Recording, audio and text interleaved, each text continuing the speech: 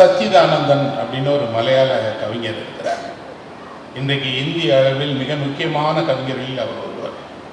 அவர் கேரளாவை சேர்ந்தவர். சாகித்ய அகாடமியினுடைய பொறுப்பில் இருந்திருக்கிறார். இந்தியன் லிட்ரேச்சர்னு சொல்லப்படக்கூடிய இந்திய இலக்கியத்துக்காக வெளியாகிற ஒரு பத்திரிகையினுடைய ஆசிரியராக இருந்தார். கிட்டத்தட்ட ஒரு 130 மொழிகளில் அவருடைய கவிதைகள் வெளியாகிருக்கு. அவ்வளோ பெரிய ஒரு கவிஞர். அவர் ஒரு கவிதை எழுதியிருக்கிறார். அந்த கவிதையிலிருந்து என்னுடைய உரையை தொடங்கலாம் அப்படின்னு நினைக்கிறேன். எதை பற்றியது அந்த கவிதை அப்படின்னா, கோவில் வாசலில் நாம் கலட்டி விடுகிற செருப்பினுடைய பார்வையில் எழுதப்பட்ட கவிதை இது. கோயில்கள் நுழையும் போது நாம் எல்லாம் செருப்பை வெளியே விட்டுட்டு போயிடுவோம். நாம் போய் பிரார்த்தனை பண்ணுறோம், வழிபடுகிறோம், வெளியே வந்துடுறோம் இல்லையா? அந்த செருப்பு கடவுளிடம் பிரார்த்திக்கிறதைத்தான் அவர் கவிதையாக எழுதியிருக்கிறார். அந்த செருப்பு கடவுளிடம் கேட்கிறது, கடவுளே, உங்களுக்கு தெரியாததில்லை, ஒவ்வொரு மனிதனுடைய கால் அளவு எவ்வளவு என்பதை நீங்கள் தான் முடிவு செய்தீர்கள். அந்த கால்கள் எவ்வளவு தூரம் நடக்க வேண்டும் என்பதையும் நீங்கள் தான் முடிவு செய்தீர்கள்.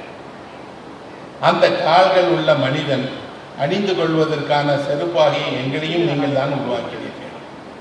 ஆனால் அடுத்தவருக்காக வாழ்வது என்பதையே வாழ்க்கையாக கொண்ட எங்கள் துயரங்களை அதை அணுகிற மனிதன் புரியவே இல்லை. அவன் உள்ளே செல்கிறான், பிரார்த்தனைகள் செய்கிறான். எனக்காக நான் ஒரு வேண்டுகோள் விடுக்கிறேன் கடவுளே, நீங்கள் முடிந்தால் அடுத்த பிறவியில் அந்த மனிதனை ஒரு செருப்பாக பிறக்க வையுங்கள். அவன் அடுத்தவருக்கு வாழ்வது என்ன என்றால் கொஞ்சம் புரிந்து கொள்ளட்டும். இல்லாவிட்டால் அந்த கஷ்டங்களை எல்லாம் அவன் ஒருபோதும் புரியாமல் எங்களை வெளியே விட்டுவிட்டு போயிடலாம். எனக்கு அந்த கவிதையை படித்த போது ஆச்சரியமாக இருந்தது. என்ன அப்படின்னா, இலக்கியத்தினுடைய பிரதான வேலையே குரல் அற்றவர்களுக்கு குரலாக இருப்பதுதான். நாம் வெளியே விட்டு செல்கிற அந்த செருப்புக்கு பேச குரல் இல்லை, அது உதிர்ந்துதான் இருக்கிறது. பேச துடிந்தால் அது என்ன செய்யும்? உன் கூடையே இருந்த நாள் ஃபுல்லா உன் பிரார்த்தனையின் போது எனக்கென்று ஒரு பிரார்த்தனையே கிடையாதா? ஆனால் உலகில் இருக்கக்கூடிய எல்லா செருப்புகளுக்கும் ஒரு பிரார்த்தனை தான் இருக்கிறது. என்னன்னா, அடுத்தவருக்காக இவ்வளவு ஓடாக செய்கிற நம்மை ஏன் பொருட்படுத்துவதே இல்லை. அது செருப்பின் குரல் அல்ல.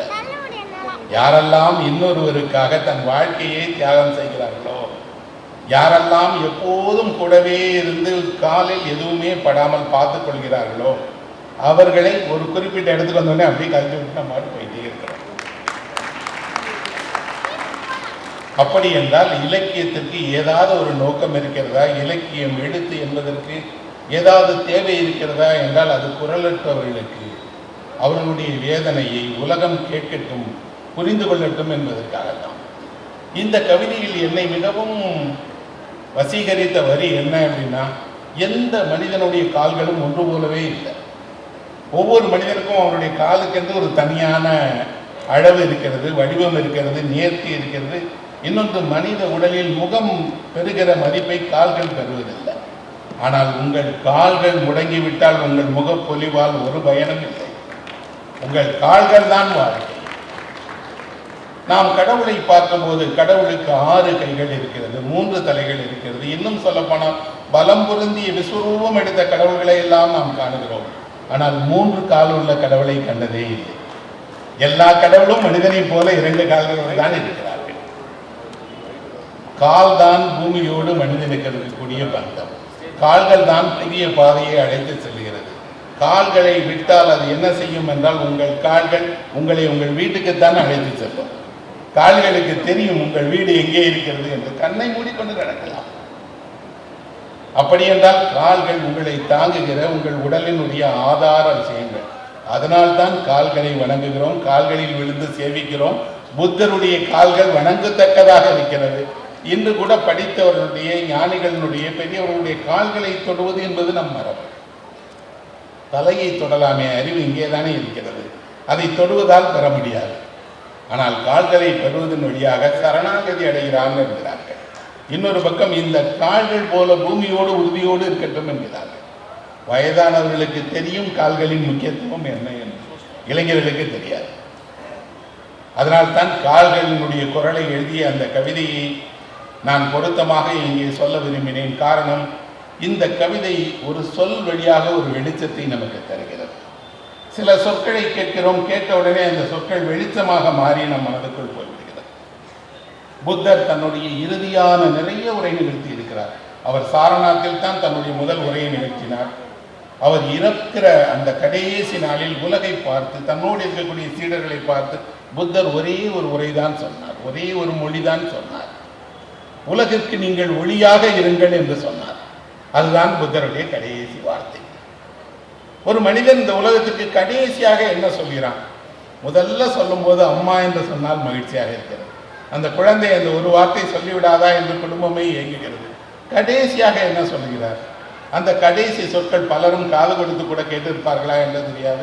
ஒரு சிலருக்கு அந்த கடைசி சொல் தந்தையினுடைய, தாயினுடைய, மனைவியினுடைய கடைசி சொல் மனதிலேயே இருக்கும். புத்தரை போன்ற ஒரு மாபெரும் ஞானி இந்த உலகிற்கு கடைசியாக ஒரு சொல்லை தருகிறார். உலகிற்கு ஒளியாக இருங்கள் என்கிறார். அது எப்படி ஒரு மனிதன் உலகிற்கு ஒளியாக இருக்க முடியும்?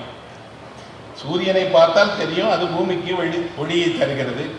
ஒளி நீக்க வர எல்லாவற்றிலும் பரவி இருக்குன்னு நமக்கு தெரியும். மனிதன் எப்படி ஒளியாக மாற முடியும் என்றால் தன் செயல்களால் மாற முடியும், தன் நற்சிந்தனையால் மாற முடியும், நற்செயல்களால் மாற முடியும். இன்னும் சொல்ல போனால் உங்கள் அன்பின் வெளிச்சத்தால் நீங்கள் உலகத்திற்கு தொடர்ந்து ஒளியாக இருந்து கொண்டே இருக்கலாம். அதனால் தான் பலரும் என்ன நினைக்கிறாங்கன்னா, அவரை பார்த்தாலே எனக்கு பிடிக்கும், அவர் வந்தால் மகிழ்ச்சியாக இருப்பேன், அவர் எங்களோடு இருந்தால் மகிழ்ச்சியாக இருப்போம், அவர் எங்களவர் என்பதில் பெரிய மகிழ்ச்சி என்றால் அவர் அன்பின் வெளிச்சத்தை படர விடுகிறார் என்பதுதான். சொல் ஒளிமிக்கது. சொல்லிலிருந்து வரக்கூடிய வெளிச்சம் என்பது தீர்வதே இல்லை என்பதைத்தான் நான் என் முறையில் சுட்டிக்காட்ட விரும்புகிறேன். தமிழ் இலக்கியத்தில் இப்படி மகத்தான படைப்பாளிகள் நமக்கு கொடுத்த கொடை என்ன அப்படின்னா, சொற்களின் வழியாக இந்த வாழ்க்கையை, அதனுடைய துயரங்களை இங்கு கண்டு அனுபவித்து கடந்து சென்ற எல்லா நினைவுகளையும் அவர்கள் பதிவு செய்திருக்கிறார்கள். இந்த காஞ்சிபுரம் மாவட்டத்தினுடைய பெரும் சிறப்பில் ஒன்று மணிமேகலையில் அமுதசுரபி ஏந்திய இடம். அது பசிப்பிணியை போக்குகிற நகரம் இது. இன்னொன்று, அந்த காலத்தில் நாம் இப்போ எல்லாம் ஆக்ஸ்போர்டுக்கு போய் படிக்கிறோம், அமெரிக்காவுக்கு போய் படிக்கிறோங்கிறாங்களே, அன்று மொத்த இந்தியாவுமே காஞ்சிக்கு வந்து படியுங்கள் என்று காஞ்சி தான் படிப்பதற்கு மிகப்பெரிய கல்வி நிலையம். இங்கெல்லாம் நண்பர்களே, நாலந்தாவில் இருந்த மிகப்பெரிய பேராசிரியர்கள் காஞ்சியை சேர்ந்தவர்கள். இங்க இருக்கிற தத்துவ பேராசிரியர் தான் நாலந்தாவில் போய் பாடம் நடத்தினார். என்றால் கல்விக்கு இது கடிகையாக இருந்தது, கல்வியினுடைய கேந்திரமாக இருந்த ஒரு ஊர். அப்படி வரலாற்று சிறப்பு மிக்க, இலக்கிய சிறப்பு மிக்க இந்த நகரம். இங்கே பக்கத்தில் ஒரு சின்ன ஊர் இருக்கு, உங்களுக்கு தெரிந்திருக்கும், நான் உங்களுக்கு சொல்ல தேவையில்லை. அந்த ஊரினுடைய பெயர் தாமல். நீங்கள் அறிந்திருக்கிறீர்களே, அந்த தாமலை சேர்ந்த ஒரு கவிஞர் இருக்கிறார், தாமல் பல்கண்ணனார் என்று சொல்லப்படக்கூடிய கவிஞர். அவருடைய ஒரே ஒரு கவிதை ஒரு கவிதை தான் இடம்பெற்றிருக்கிறது. எவ்வளவு எழுதியிருக்காரு தெரியாது. புறநானூற்றினுடைய 443வது பாடலாக அந்த தாமல் பல்கண்ணனாரினுடைய ஒரு பாட்டு. உங்கள் ஊரை சேர்ந்தவர் என்ன எழுதியிருக்கிறார் என்பதை நீங்கள் தெரிந்து கொள்ள வேண்டாம் இல்லையே. அவர் என்ன சொல்கிறார் என்றால், அவர் சோழ மன்னனுடைய நண்பர். அந்த சோழ மன்னனுடைய தம்பிக்கு மிக நெருக்கமானவர். அவர்கள் மன்னராக இருந்தாலும், அந்த கிள்ளி உழவனுக்கு நெருக்கமான மன்னர் அவர் மன்னராக இருந்தாலும் அவர்கள் என்ன செய்வார்கள் என்றால், புலவர்களை, அறிஞர்களை வரவேற்று உரையாடி உணவு கொடுத்து அவர்களுக்கு தேவையான உபசரணை செய்து அறிவை பெறுவதில் மன்னர்கள் ஆசை காட்டினார். ஒரு புலவர் மன்னரை பார்க்க சென்றால் உடனே அவரை பார்த்து அனுப்பிவிட மாட்டாங்க. இருங்கள், எங்களோடு உரையாடுங்கள், உணவு அருந்துங்கள் என்று அவர் மனம் மகிழ தேவையானதை எல்லாம் செய்வார். அப்படி இந்த பல்கண்ணனாரையும் என்ன செய்திருக்கிறார் என்றால், மன்னனுடைய தம்பி அவர் அழைக்கிறார், வாங்க இங்கே இருங்க எங்கள் வீட்டில் அப்படின்னு. தம்பியோடு அமர்கிறார், உரையாடுகிறார், ஒன்றாக பேசுகிறார். ரெண்டு பேரும் பேசுவதற்கு ஏராளமான விஷயங்கள் இருக்கு, பேசுறாங்க. எவ்வளவு நேரம்தான் தீவிரமாக ஒருவருக்கு ஒருவர் இலக்கிய உரையாடல், தத்துவ விசாரணை செய்ய முடியும் என்பதால் திடீரென்று அந்த சோழ மன்னனுடைய சகோதரன் சொல்கிறான், நாம ரெண்டு பேரும் கொஞ்ச நேரம் ஏதாவது விளையாடுவோமா என்று. என்ன விளையாடலாம் என்றால், பகடையை உருட்டி நாமெல்லாம் விளையாடுவோம் இல்லையா, அந்த பகடை ஆட்டம் ஆடலாம் என்கிறார். இவருக்கோ புலவருக்கு பகடை ஆட்டத்தில் பயிற்சி இல்லை, வேண்டாங்க அப்படிங்கிறார். வாங்க ஓய்வுக்காகத்தானே விளையாடுவோம்னு ரெண்டு பேரும் ஓய்வுக்காக விளையாடுகிறார்கள். சொக்கட்டான் ஆடுகிறார்கள், காய்களை கொண்டு வந்து கொடுக்குறாங்க. இவர் உருட்டுகிறார், அவர் உருட்டுகிறார். விளையாட தெரியாதவர் சொக்கட்டான் உருட்டினால் நீங்கள் விரும்புகிற காய் விழுகாது, விழுகிற காயில் நீங்கள் வெற்றி அடைய முடியாது. கொஞ்ச நேரத்திலேயே அந்த புலவருக்கு ஒரு வருத்தம் என்னன்னா, அவரே ஜெயிச்சுட்டே இருக்காரு, நான் தோத்துட்டு இருக்கிறேனே. ஒரு சூது என்பது எங்கே தொடங்கும் என்றால், சூதில் நீங்கள் கொஞ்சம் கொஞ்சமாக உங்கள் மதியை இழக்க தொடங்குவீர்கள். உங்களை அறியாமல் உங்கள் மனதிற்குள் வெற்றியடைந்தே தீர வேண்டும் என்ற எண்ணம் பிறக்கும். இவருக்கும் அப்படித்தான் பிறக்கிறது. என்னன்னா, எப்படியாவது நான் இந்த பகடையை உருட்டி ஒரு சரியான காயை விழ வைத்து இந்த பகடை ஆட்டத்தில் வெல்ல வேண்டும். அவர் மன்னருடைய தம்பியாக இருக்கலாம், ஆனால் உருட்டுகிற பகடை என் கையில் இல்லையா உருளுகிறது என்று உருட்டுகிறார். ஆனால் தேர்ந்த விளையாட்டுக்காரருக்கு எதிரே விளையாடுபவர் இளம் விளையாட்டுக்காரராக இருந்தால் அவரை எளிதாக வெல்ல முடியும். இன்னும் சொல்ல போனால், ஒருவர் வெற்றி மீது வெற்றி பெற பெற தோற்று கொண்டிருப்பவருடைய மனதுக்குள் கொஞ்சம் கொஞ்சமாக கோபமும் இயலாமையும், வெல்வதற்காக எதையும் செய்யலாம் என்ற ஒரு கோபமும் வரும். இந்த புலவருக்கு அப்படி வருது. இவர் என்ன நினைக்கிறார் என்றால், அவர் விளையாடுகிற நேரத்தில் தன்னை மறந்து ஆடுகிறார். ஒரு காயை எடுத்து மறைத்து வைத்துக் கொண்டால் நாம ஜெயிச்சதாயிடும்ல. அப்போ ஒரு காயை நாம எடுத்து மறைச்சிருவோம்னு சொல்லி அவர் அறியாமல் ஒரு காயை எடுத்து மறைச்சு வச்சுக்கிறார். மன்னருடைய சகோதரர் பார்த்துடுறார்.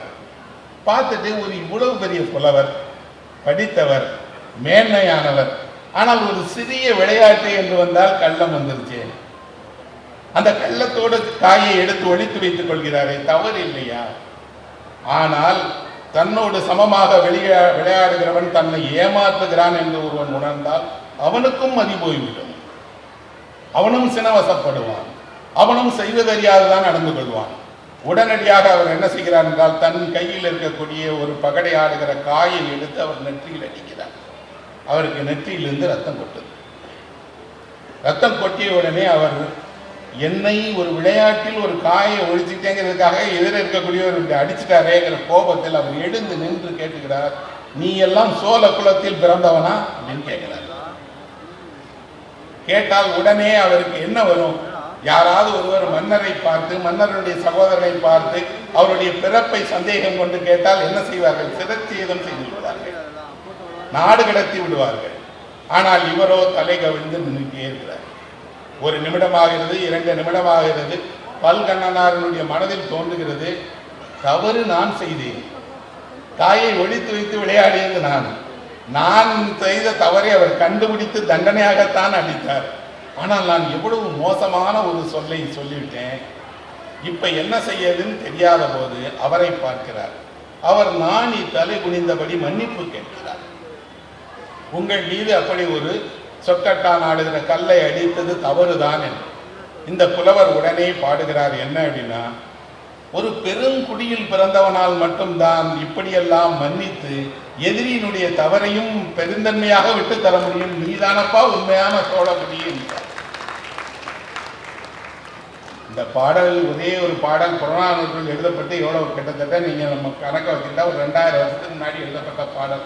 உங்க பக்கத்தில் இருக்கக்கூடிய ஒரு ஊர்க்காரர் தான் எழுதியிருக்கிறார். ஆனால் அவர் என்ன சொல்கிறார்? விளையாடுகிற நேரத்தில் நீங்கள் சூதியில் இறங்கினால் அது விளையாட்டுக்காக பணயமே இல்லாமல் பொருளே இல்லாமல் விளையாடினால் கூட உங்கள் மனதையே அது கெடுத்துவிடும். உங்களை அறியாமல் கோபம் பிறக்கும், உங்களை அறியாமல் தவறு செய்வீர்கள். உங்களை அறியாமல் தவறு என்ன செய்யும் என்றால் உங்கள் வாழ்க்கையை நிர்மூலமாக்குகிற செயலில் இருக்கணும். அதே கதையை சொல்லுகிற அவருடைய அந்த பாட்டே ஒரு 15 வரிகள் இருக்கும், அவ்வளவுதான் அந்த பாடல். அந்த பாட்டில் அவர் என்ன சொல்றாருன்னா, சோழ வம்சத்தினுடைய சிறப்புகளை சிபி சக்கரவர்த்தி எப்படி தானம் செய்தார் அந்த புறாவிற்காகங்கிற கதையெல்லாம் சொல்லி, அப்பேற்பட்ட வம்சத்தில் வந்த உன்னை இப்படி ஒரு சின்ன விளையாட்டுக்காக நான் சொன்னது தவறுன்னு கேட்கிறார். இவ்வளவுதான் பாடல். ஆனால் 2000 வருஷத்துக்கு முன்பு எழுதப்பட்ட ஒரு பாடல் இன்றைக்கும் ஏன் வாழ்ந்துட்டே இருக்கு? அவர் எப்படி இருப்பார்னு தெரியாது. அந்த பல்கண்ணனார் என்பவர் எப்படி இருப்பார், எந்த வயதில் இந்த பாட்டை எழுதினார், அதை அவர் பக்கத்தில் இருந்து கேட்ட சோழ மன்னனுடைய குடும்பம் என்ன ஆனதுன்னு தெரியாது. அவ்வளவு பெரிய அரண்மனை கட்டி வாழ்ந்த, மாபெரும் கட்டிடங்களை மாபெரும் போர்க்களங்களை சந்தித்த அந்த சோழர்களுக்கு ஒரு அரியணை கிடையாது, ஒரு அரண்மனை கிடையாது. எங்கேயும் அவர்கள் வாழ்ந்ததற்கான தடயங்களே இல்லை. ஆனால் அவர்கள் கட்டிய கோவில் இருக்கிறது, அவர்கள் உருவாக்கிய சிற்பங்கள் இருக்கிறது, அவர்கள் காலத்திய கலை இருக்கிறது என்றால் கலைதான் வெல்லும், இலக்கியம்தான் வெல்லும் என்பதற்கு இதைவிட என்ன சாட்சி வேண்டும்? இந்த பல்கண்ணனார் சோழ மன்னர்கள் இருக்கிற வரை இவரும் இருப்பார். அதுதான் இலக்கியத்தின் சிறப்பு. ஒரு பாடல் தான் இவரின் பேர்ல இருக்கு. நிறைய எழுதியல, நிறைய புத்தகங்கள் எழுதி கொண்டு வரல. ஆனால் இந்த ஒரு பாடலின் வழியாகவே அவர் நம் மனசாட்சியை தொட்டு விடுகிறார். என்னன்னா, பெருந்தன்மை அப்படின்னா என்ன அப்படின்னா, உங்கள் தவறை நீங்கள் உணர்வதோடு யாருக்கு அந்த தவறு செய்தவோ அவரிடம் உடனடியாக மன்னிப்பு கோருவது. இன்னொன்று, அவரையே நாணச் செய்து அவர் வாயிலாகவே உங்களுக்கான புகழை பெறுவது. எவர் உங்களை கை நீட்டி குற்றவாளி என்று சொன்னாரோ அவரே தான் புகழ்ந்து பாடுகிறார். அப்படி பாடுகிற போது எனக்கு தோன்றியது, தமிழ் எவ்வளவு ஒரு மிருதுவான, எவ்வளவு ஒரு மென்மையான, இன்னும் சொல்ல போனால் நுண்மையான கவித்துவமிக்க மொழி என்றால், ஒரு சாதாரண சொக்கட்டான் விளையாடுகிற நிகழ்ச்சியை கொண்டு ஒரு நாடகத்தையே நிகழ்த்தி காட்டி 10-15 வரிகளுக்குள் ஒரு மொழியால் சொல்ல முடிகிறது என்றால், இந்த மொழி 2000 ஆண்டுகள் என்ன, இன்னும் பல்லாயிரம் ஆண்டுகள் வாழும் என்பதுதானே அடையாளம்.